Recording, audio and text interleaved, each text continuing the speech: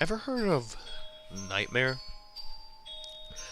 Like a lot of other games in the 70s, it came with a VHS, which you timed with your play. The character on the video would give you instructions on what to do while you played the game in real time. Being a scaredy cat, I refused to play it. When my mom bought it for us, my brother was disappointed about not being able to play Nightmare. But my mom had a solution. She brought out Rap Rat. It was a cheap, dingy little thing, catered to kids my age. You went around the board collecting cheese, and the first player to reach the end would win.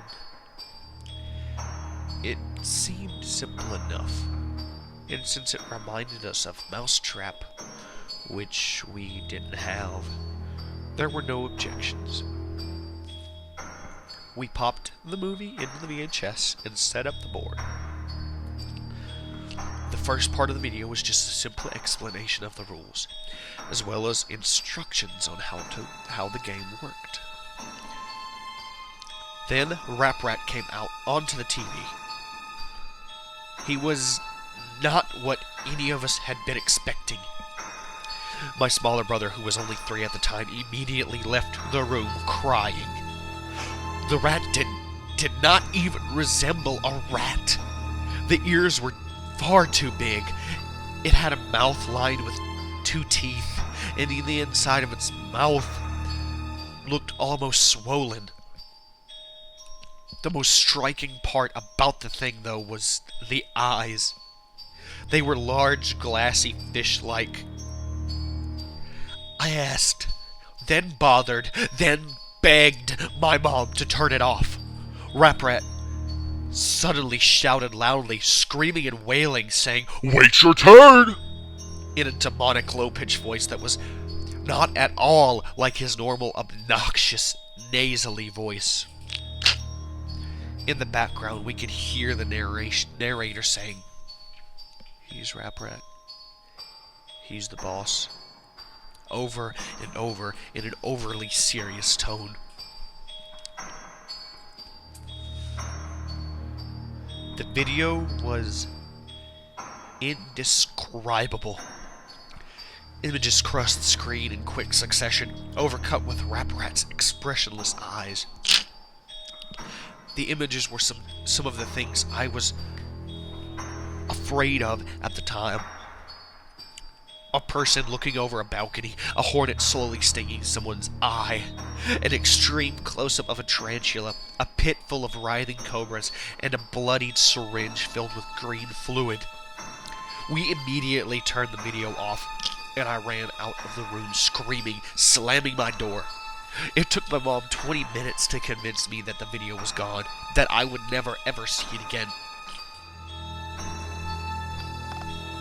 I had nightmares all week about Rap Rat. That wasn't the last time I saw Rap Rat. While my girlfriend and I were preparing to move in together, I was cleaning out the closet of my room and found Rap Rat again, with the same VHS and the same board game inside. It was almost perfectly intact, save for a thick layer of cobwebs and dust bunnies on top of it. This was strange. Did my mother get rid of it?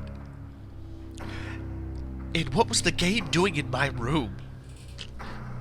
I let out a bit of a gasp when I found it, and my girlfriend came into the room and asked me what was the matter. Breathing harshly, I said, "Rap Rat."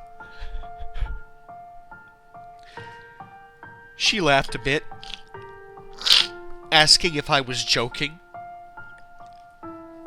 I shook my head and explained that it wasn't. She didn't believe me. Nobody did, and I decided the only way to prove to her was to show her the video.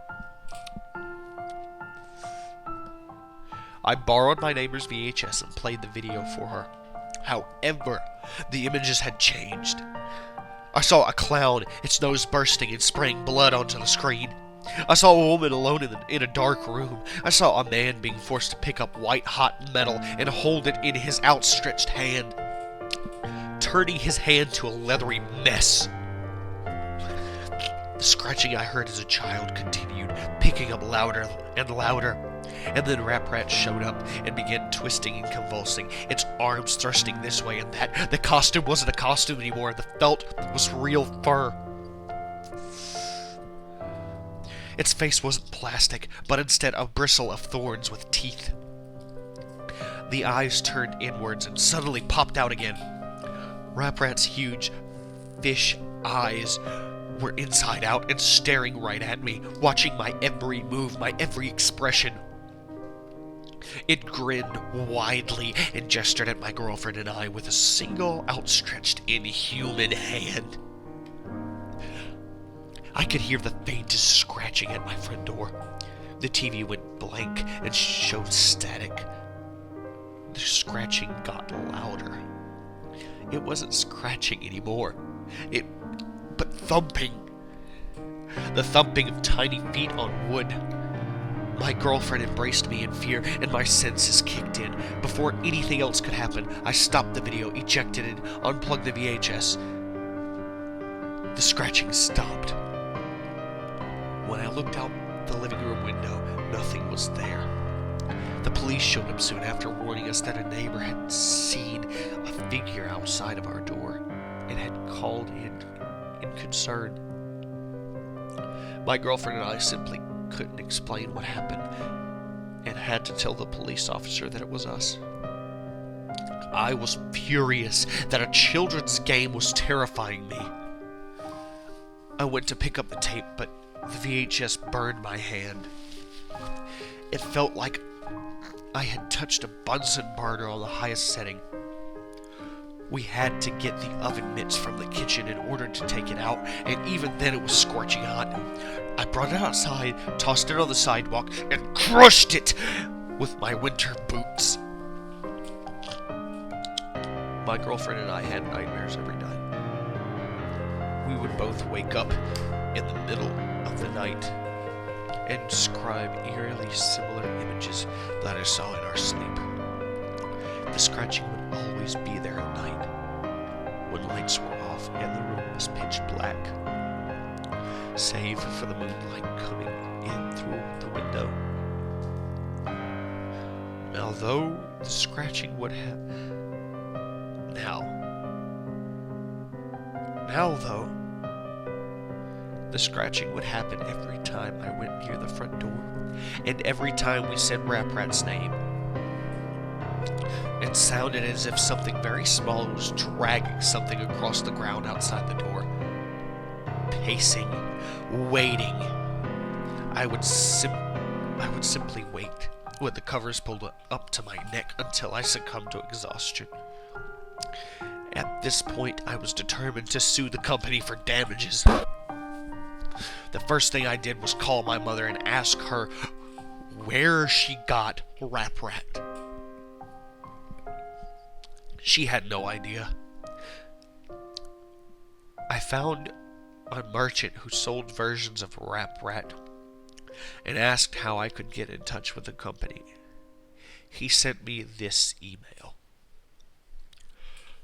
I don't know anything about the game, but I know it was created by the same people who created Nightmare. The company is called A Couple of Cowboys. Try them.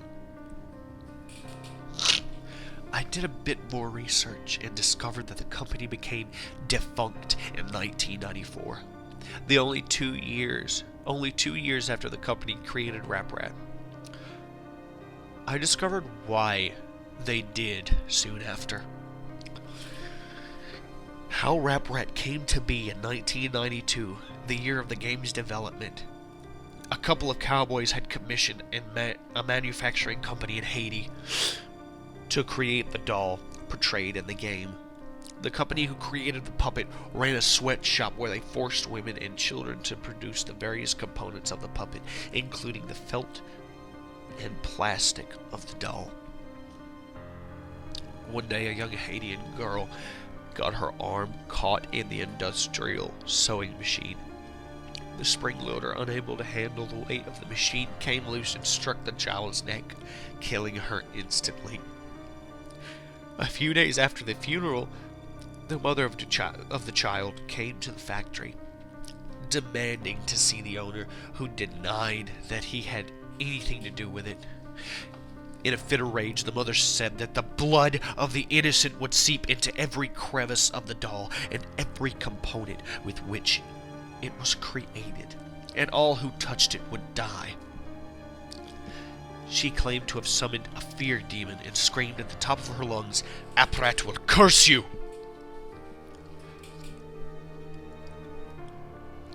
The owner simply laughed and told his corporate bosses about Aprat.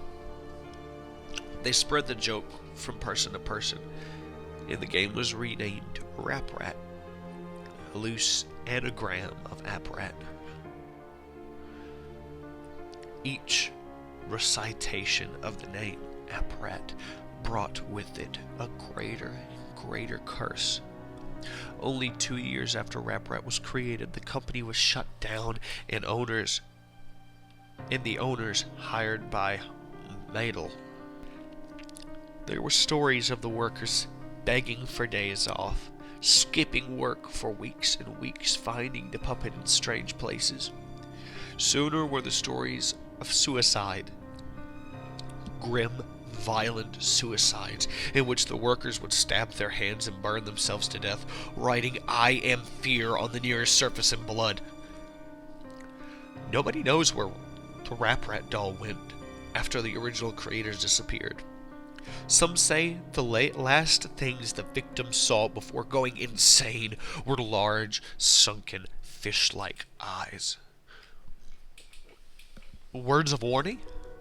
Never, ever say Aprat out loud. Saying a demon's name out loud is an invitation to them, a calling. If you've already done this, it cannot be undone.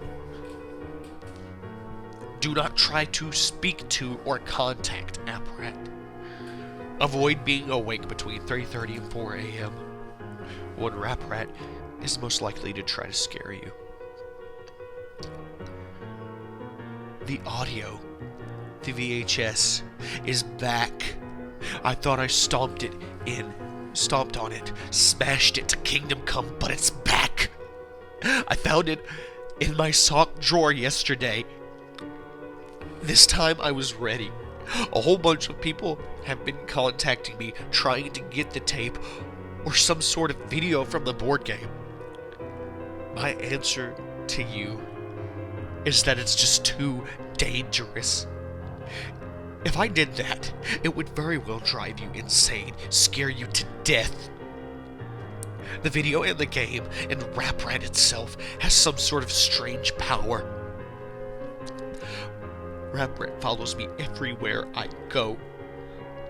I see little shadows in the corner, and I hear sounds coming down the hallway when I'm the only one home. If Raprat is there, it will let you know. But it will never let you see it until it's too late. A lot of people have been watching the normal video from the normal board game. That's the thing. Raprat can be normal. It will trick you into thinking it's just a puppet, and then stalk you day and night.